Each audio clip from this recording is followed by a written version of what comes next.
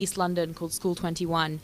Stratford was the area where the Olympics took place, and it's all gone through a lot of regeneration, but was typically a kind of East London area that had had a big drain of jobs in recent years. But School 21 is all designed around these idea of kind of real projects, and the things that the students there do in terms of starting from designing their own new school building and meeting with the architects and going through and learning about what it meant to create school designs, and that kind of genuine a project with a very real outcome in that initial case, their school building, is something they've been able to carry through. And what's been really interesting from my perspective is that they've carried it right through to the senior level, where they are working on the kind of mandated exams and they're taking A-levels, and they want the kids to be able to go to university, and most of them will be the first in their families to go. But they've remained committed to that idea that there should be real external audiences. So even though they're studying some mandated curriculum, they're also doing it in a way where then, okay, well, we're going to take this back to our community and teach them about the kinds of things we're learning, because if this history is important enough for us that it's in the national curriculum, then it must be important for other people to learn as well. So I think that sort of commitment to the idea that you can be laying things down for the future, you can be working for your exam results, but at the same time you're a local citizen and you can do something for your community, is that sort of dual focus that I was thinking about earlier. That's interesting. It reminds me of what you were saying about provocations, Trevor. Like, the provocation is almost the place, like where you are, what your community is experiencing can be a provocation in and of itself, and it's probably one of the most real provocations there is, because when you walk out the door of the school, that's where you are. That's really interesting. And I know place-based learning is something that also comes up as a thing where people talk about learn in the place where, use it as a provocation. I'm wondering if either of you have ever seen sort of or attempted sort of place-based learning, or seen any other examples of where place-based learning can offer people like a door into their own passion, or maybe spark a passion that they didn't know existed, or anything like that. Either of you ever seen anything like that? Well, just speaking to my recent visit to Nelson, and I was just blown away. It's a beautiful, beautiful valley, beautiful corridor, and you see these students getting the spark, as I referred to earlier, from the teachers, taking them outside into the community and working with community groups, and community groups meaning the local bakery or the local bank or the local pharmacy, but also community groups with regards to the Aboriginal peoples in the area, and actually having those authentic collaborative opportunities where the walls of the classroom are taken down and the students are leaving the school to pursue those partnerships. And that takes some incredible leadership, I think. I've been to some amazing schools that have incredible leaders supporting their staff to do amazing things, but I think I've seen incredible teachers do amazing things in spite of the leadership that happens, right? And so I think it starts with the teacher being willing to take students out of the confines of the classroom and find those community partnerships, and Nelson's doing some amazing things. Yeah, and I think it's wonderful how place is increasingly meaning two things, in that one, you have resources in your community in terms of how kids can learn about the contemporary world and the world of work and be doing community projects that are giving back. And then also place in terms of the natural world and the growing number of programs that are about kids really understanding how local ecosystems work. I'm about to be going up to Cowichan, where they have a trails program that's about laying local trails. They have a land-based program that has a whole range of different ways that high school students are learning about all their local ecosystems. One of the schools we talked about in Thrive was a New Zealand school that actually has a whole campus that's an outdoor campus, and they rotate kids through in kind of small clan groups for a month at a time. So they'll go and stay and they'll camp and they'll learn how to look after themselves and they'll learn how to look after the land. And for kids who are coming from, kind of central Auckland, very urban kids, that's it's a whole different way of learning that you have to design into schools. You can't just expect them to get incidentally. And really quick, there's a chunk in the New Zealand curriculum that is tied to the specific region that the school is located in. The curriculum changes pocket to pocket to pocket that you go to, and so it really is tied to the land. Yeah, it would be interesting if we sort of didn't pretend that everything was sort of universal and there was sort of this set of things everyone should know regardless of where they are and who they're with, but actually considered, maybe a little bit about where they actually are. It's interesting when you talked about the New Zealand school.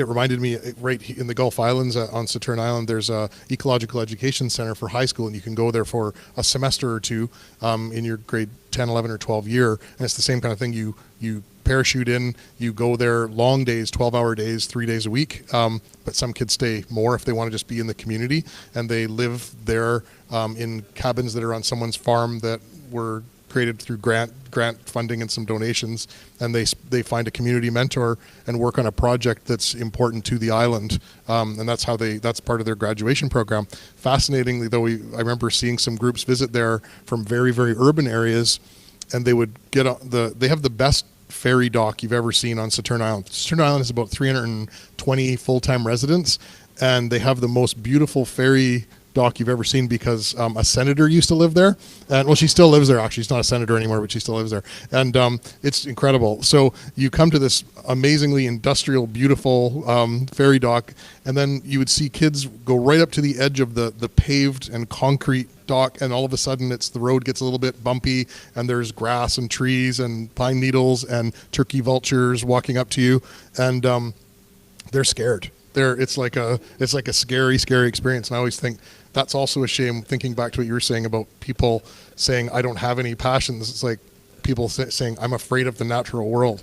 It just takes we have to reintroduce people to these things sometimes. And that's the learning I want for my children. I want my children, they'll learn Shakespeare and they'll learn the 5-paragraph essay, but I want my boys to have, an authentic mentor that's going to walk them through the ups and downs of some real life learning. And I think about the learning objectives, EduSpeak, tied to that process and how meaningful that was for those students. And that's going to set them off with some really powerful tools into, quote unquote, the real world.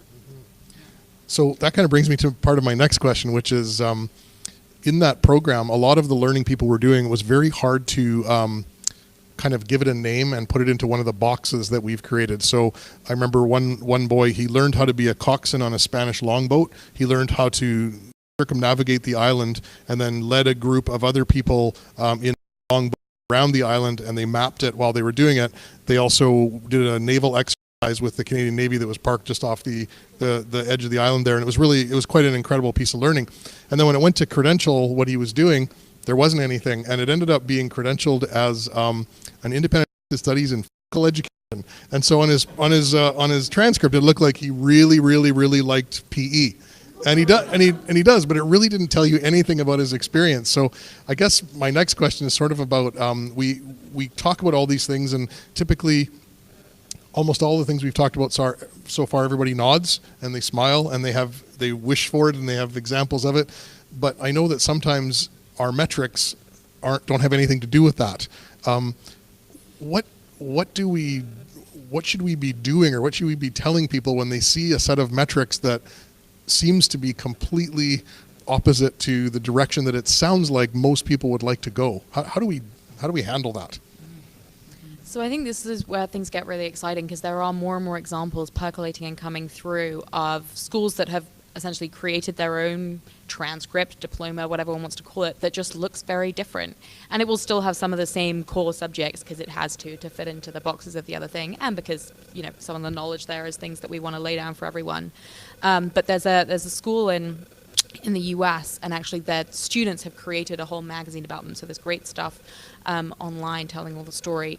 But they have a kind of innovation diploma, which at the moment is just an opt-in, but the students in it they use a badging system called Credly, which is a new platform in the States that is spreading, trying to spread internationally. And on Credly, you can create badges, which then someone else has to sort of accredit. So someone else verifies that you've done what you say. You upload something to demonstrate what you've done, and you write the description of what it is. So the badge will come under something the school has sort of decided. So digital leadership is one of the examples they talk about.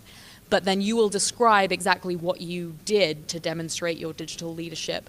And so for that, you can tailor it to something that's just a little bit more specific, that the school has decided these are some of the things that we care about. And then you, even within that, can kind of personalize it even more, so that when you're trying to communicate to other people what you've done, you have something that's kind of externally verified, and just describes in much more concrete terms, what you've really done.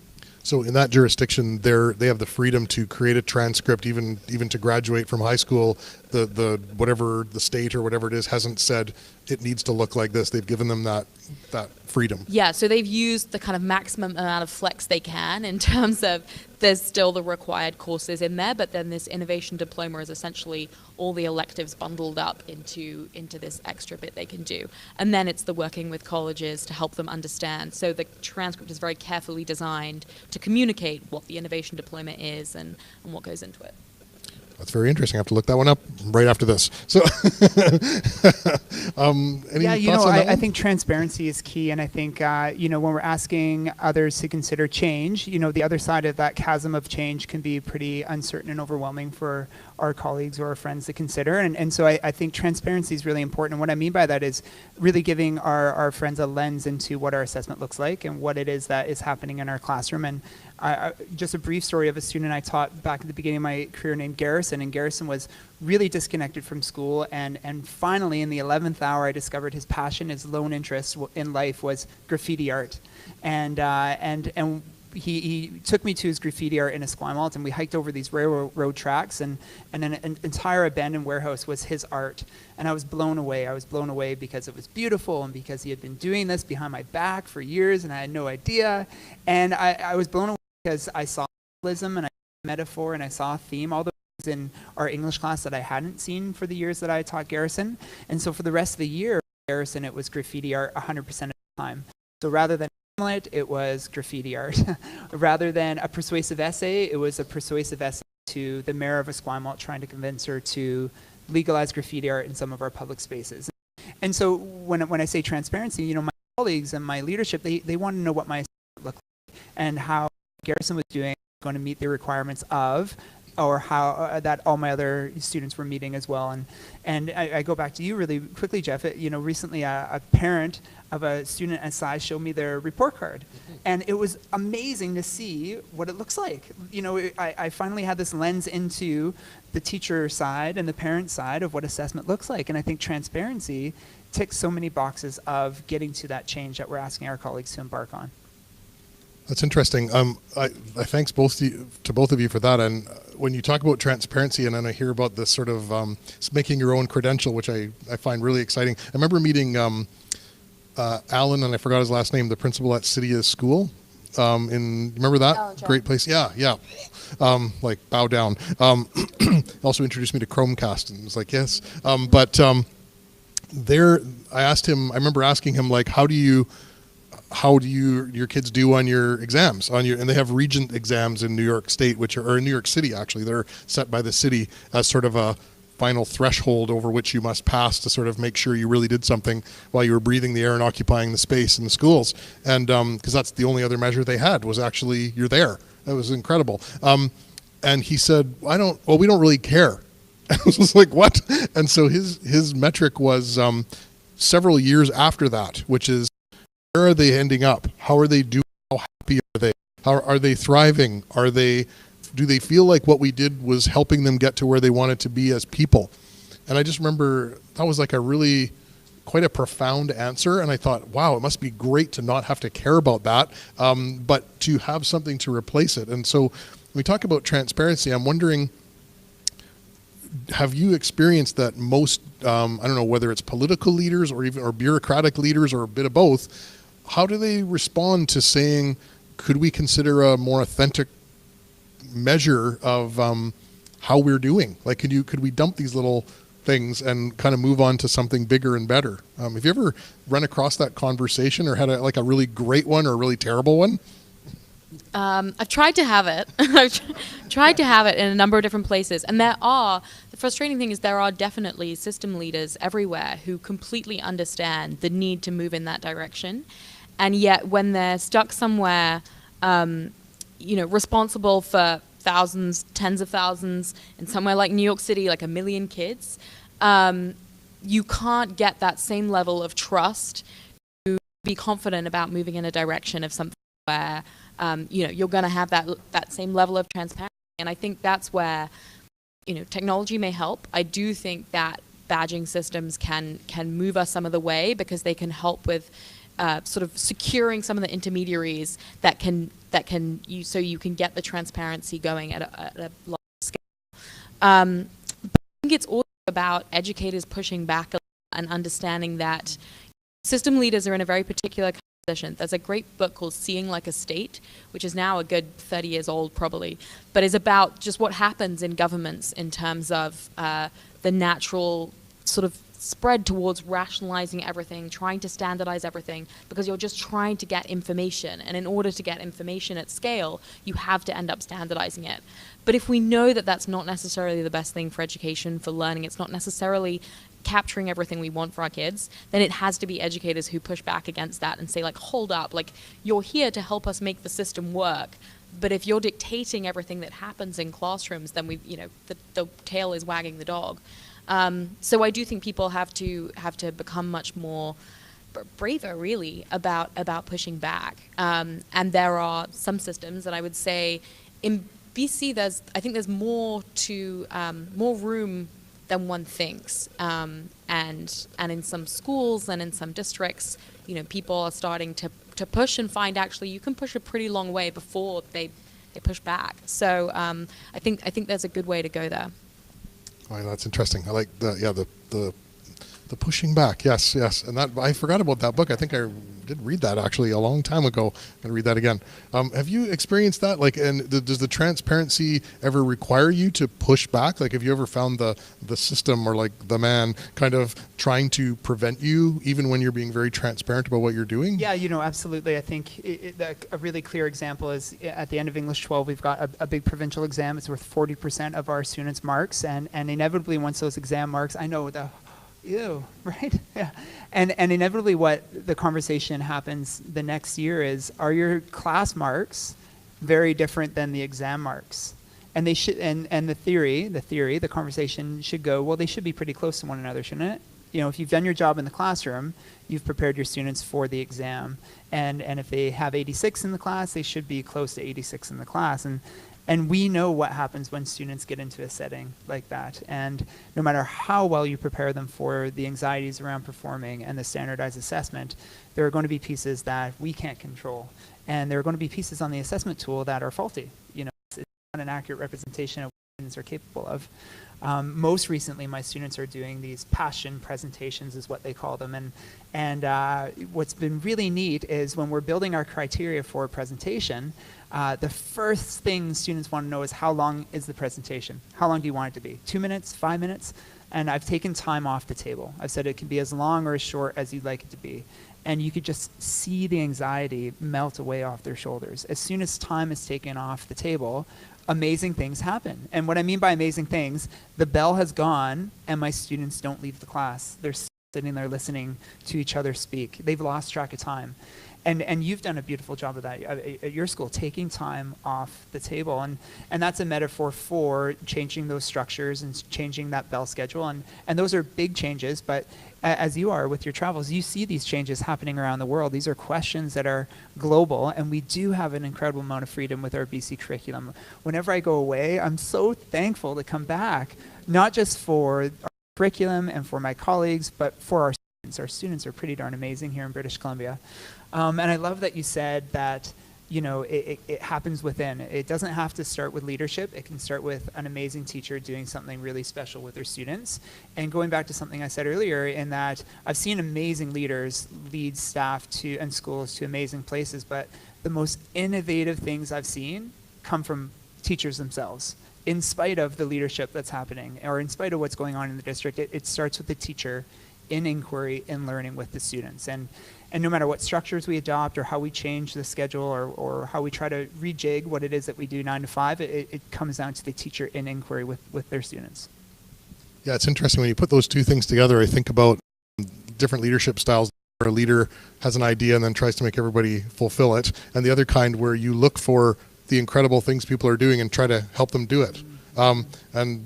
So that it shouldn't be despite the leadership. It should be, the leadership isn't the thing that started the idea, but it should be, the point of leadership should be to help people have an easier time of it, like knock down some walls for them. But hearing you both say almost in the same words that, there's a lot of room to push in BC, and there's a lot of there's a lot more farther that BC can go and teachers could go.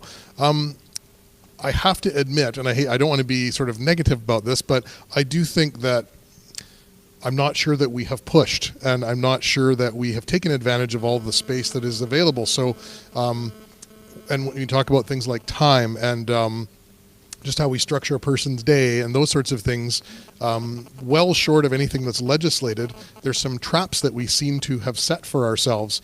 And I'm wondering if you think that there are reasons besides just the power of the status quo that are kind of keeping people trapped in those things, or if they are actually, if there's a reason why people are doing them. Is there something that's, I guess, preventing people from, based on all the research and personal experience and everything and the things that people grumble about in staff rooms especially, that why don't we just not do those things anymore if they're not required? What do you think stops people? Well, not to be too much of a fearmonger, but the fear of chaos, right? My building, I have 1,400 students in my building, and when you talk about taking time off the table, and we have structured in an hour every single day, and it's called focus block, but forgive me, it's almost like open office hours. So our students can go to any space in the entire school to work with any teacher on any piece of their learning they'd like to explore for that hour.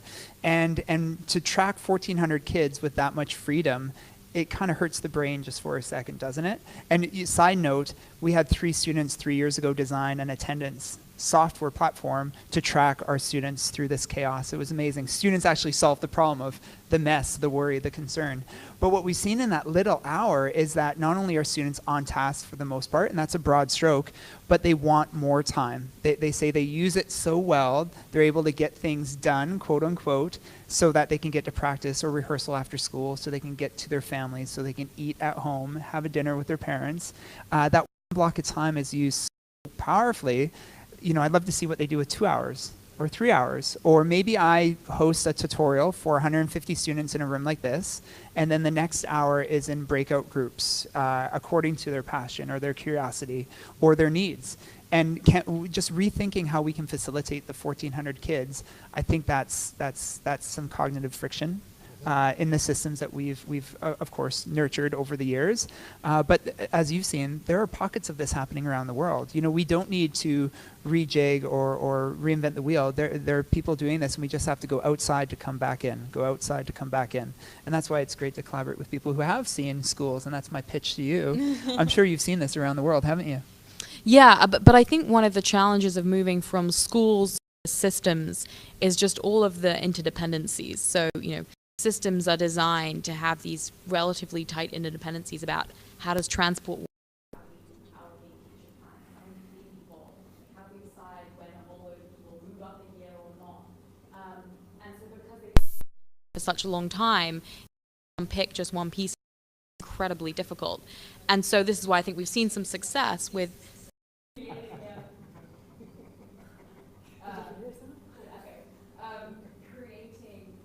creating schools that can be the new units to show how do we get the interpersonal part of this to work, because that's as hard as anything else. Is kids don't know sort of social scripts of how to behave in a different way in school, what to do when they get more choice and freedom. Adults need to figure out how to work in a different way with people. So if we get that working at the then at least people start to see, okay, so that works, that's possible, that's how people behave, that's what it looks like. And then it's a sort of network effect system thinking problem, which people have to work out in a whole different way at the system level.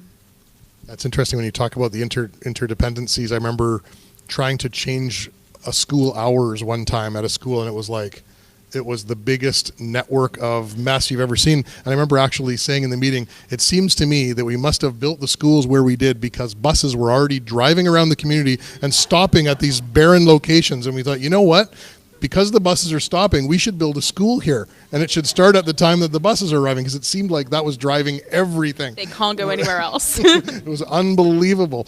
And even the 1,400, I think about that and I think, it may be a good idea to have 1,400 people in a building, but maybe it isn't. And how did we decide that was a good idea to have gigantic groups of people together? And not that that's a gigantic group exactly, but it's maybe bigger than, like if it creates a problem of doing something that seems like a good way to learn, without having to be really, really creative, maybe we shouldn't have 1,400 people in a building. And I thrive coming to a building that's so alive and has that energy. But I just met with a student last week with his mother, and he was talking about his social anxiety and how it's keeping him from school. And now we've got the iPad set up at the back of the room for the next couple of weeks so he can chime in from home and watch and have that slow reentry. And I've learned how to be really aware of the students' needs and how to rethink how we could have them be a part of the learning environment, to check those boxes so attendance doesn't, look bad on the report card, but more importantly, so they can feel connected to their community. They could see their friends and they could be a part of something special.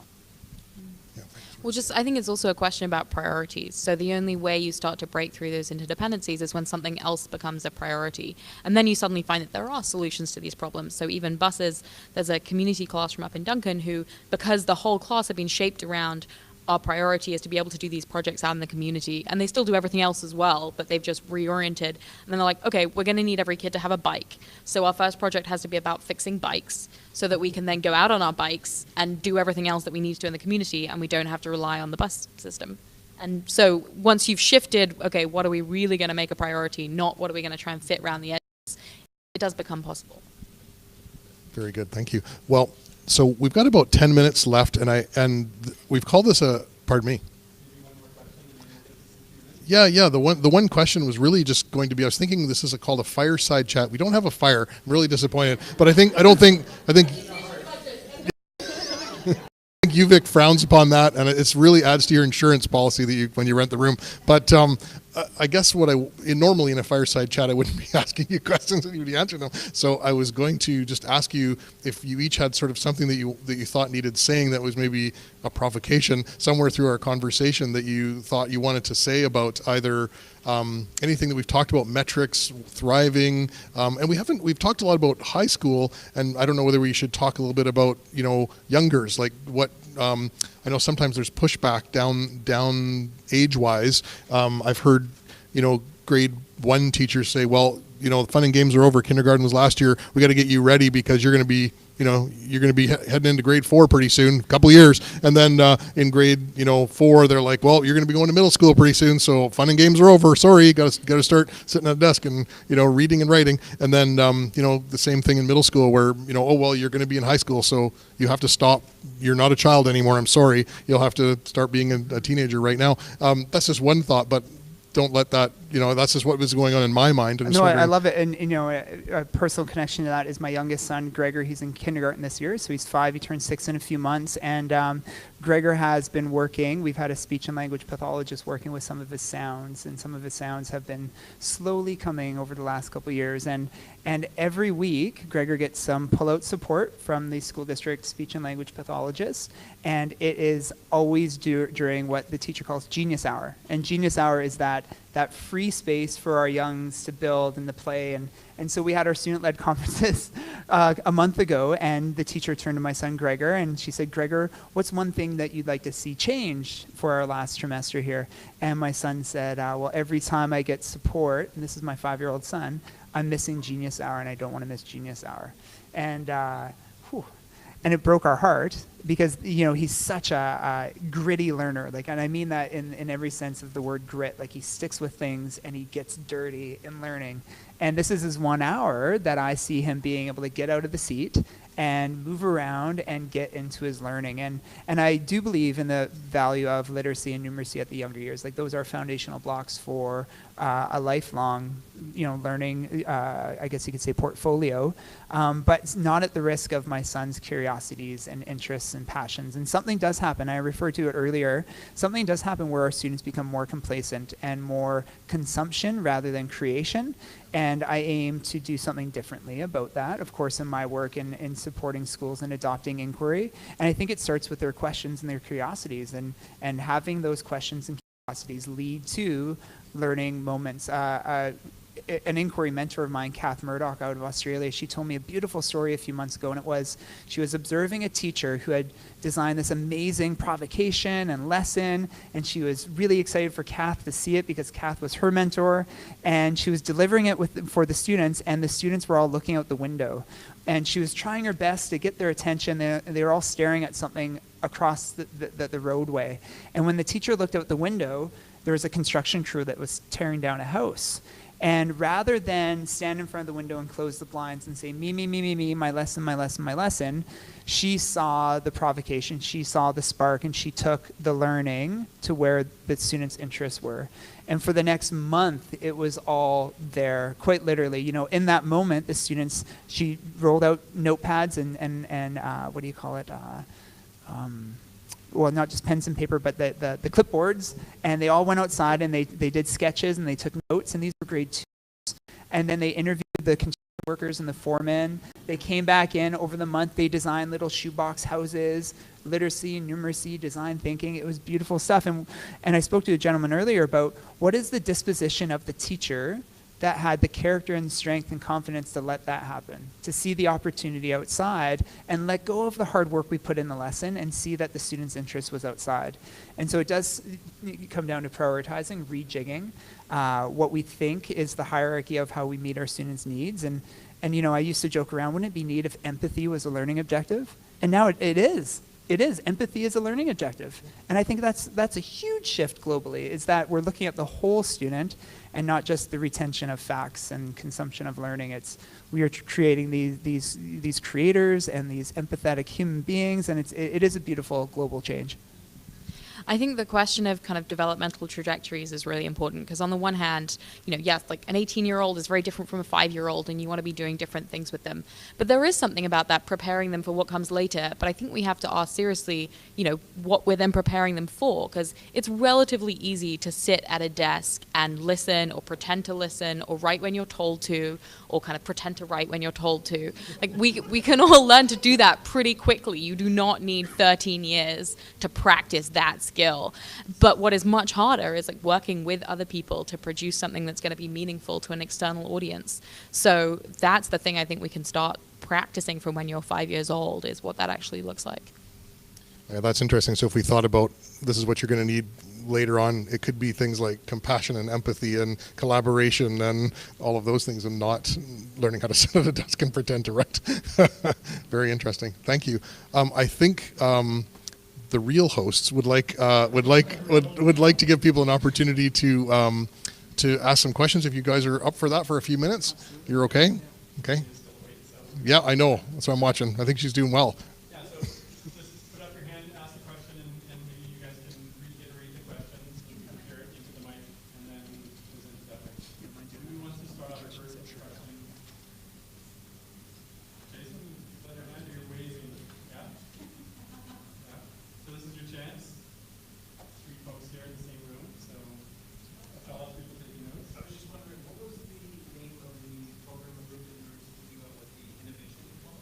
You know what? I have to remind myself of the name of the school, because I want to say it's Mount Vernon, but I think that is because now I'm thinking of Vernon, which is the... So, but I will... Yes, you definitely can. Yes.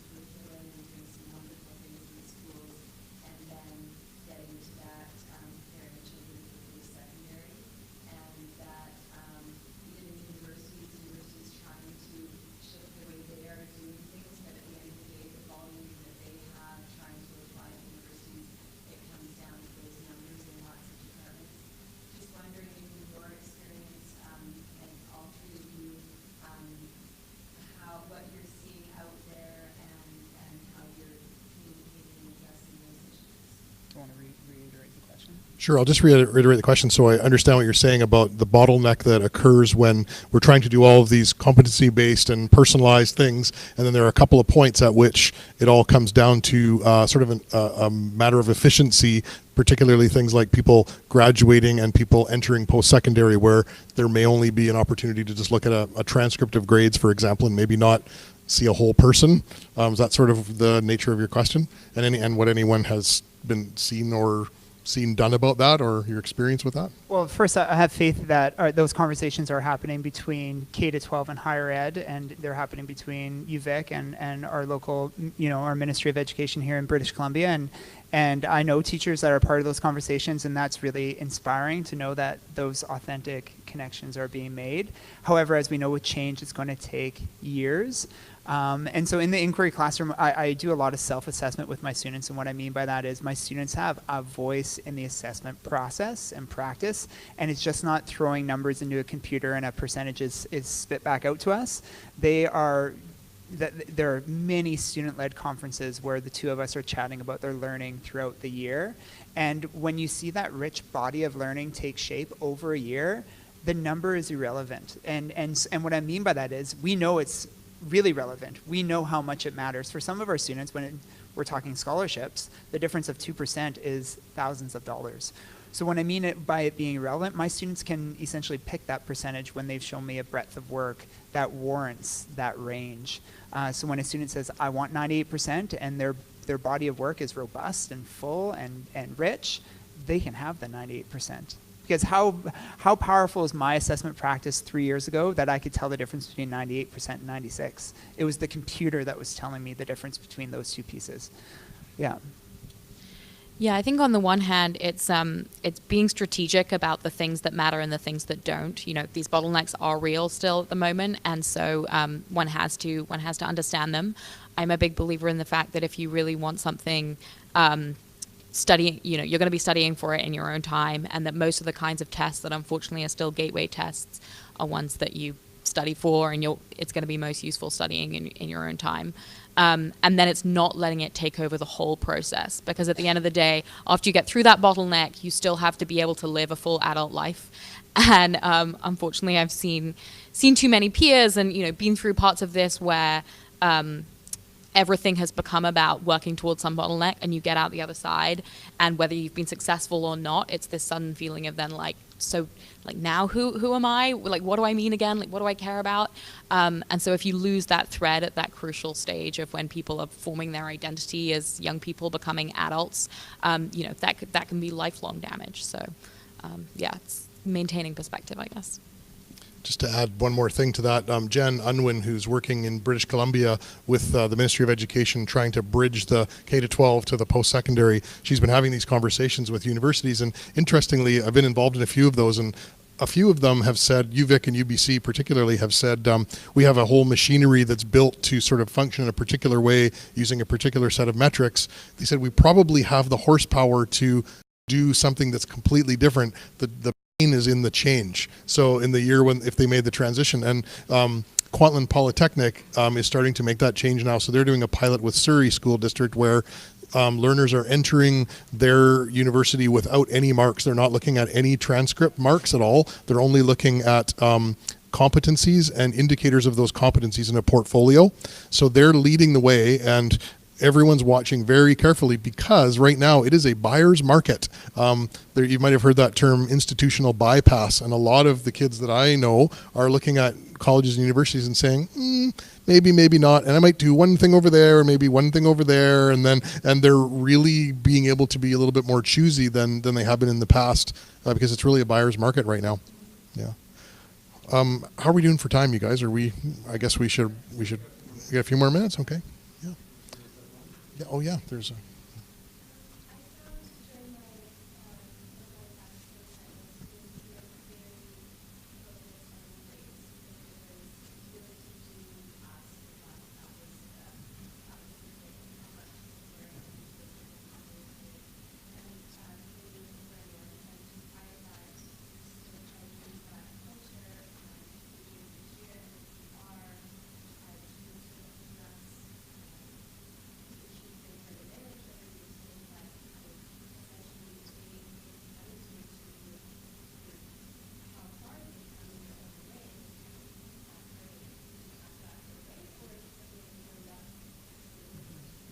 So I'll just reiterate the question here for the web people. I think you're asking that when kids are looking for those grades, and that's what they're focused on and oriented to, how and do we shift that maybe priority or view of learning from the grades to something deeper and some of the things we've been talking about? Is that a fair way to ask it?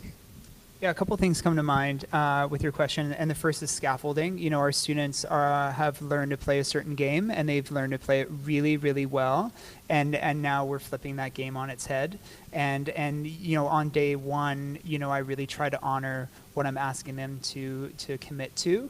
And I honor that by being very clear with my intent, modeling my curiosities and my passions are big questions for the year, but also talking quite clearly about how this will be a different year for them and they're going to have a much more meaningful role in their learning.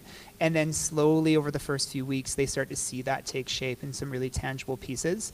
You know, a really quick example is used to hand out a course outline, a syllabus, and it was that really proud moment in my photocopying where I had all my piles and all my courses and I'd hand it out, and then it got home and parents would sign it, and now I don't do any of that. We co-design that syllabus, and so we talk about the big objectives of the year, we talk about our big goals, and then they backfill the rest with their passions and their curiosities and their questions.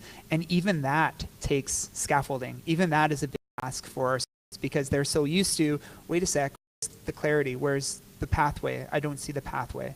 And so I slow things down, talk about time, taking time off the table.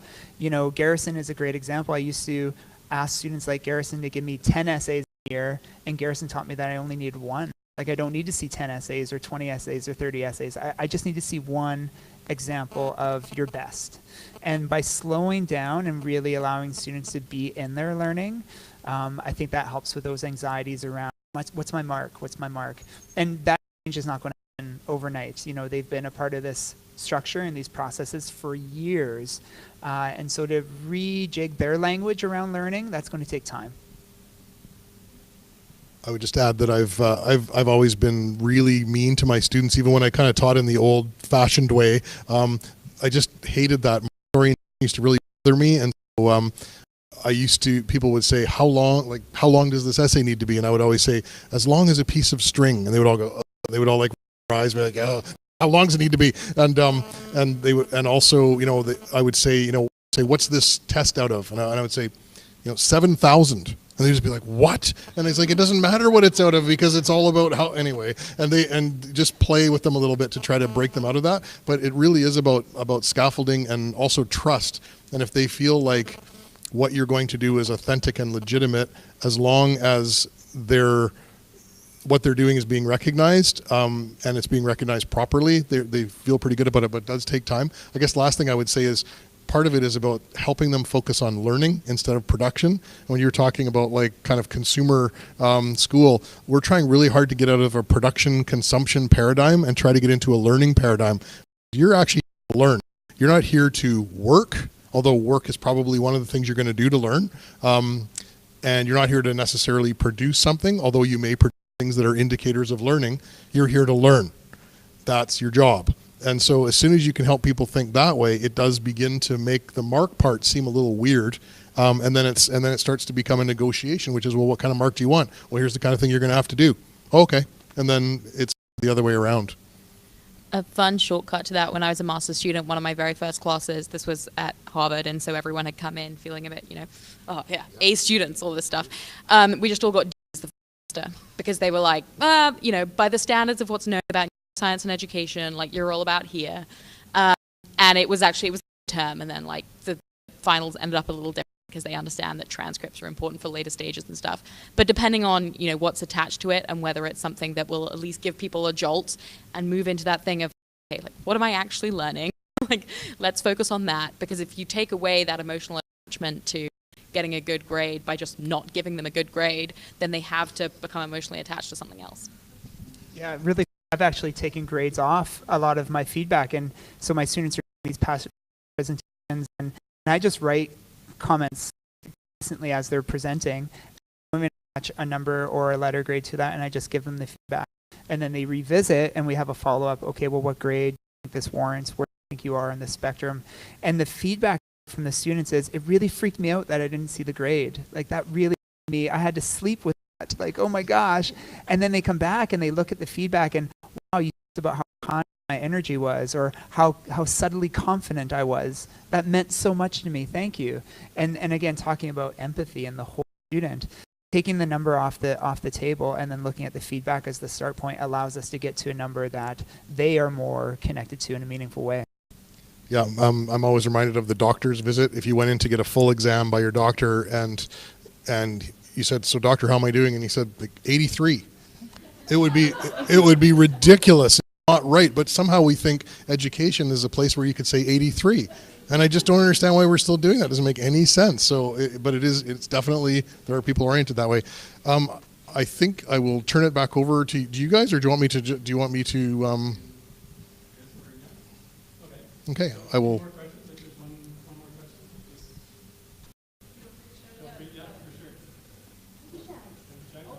More.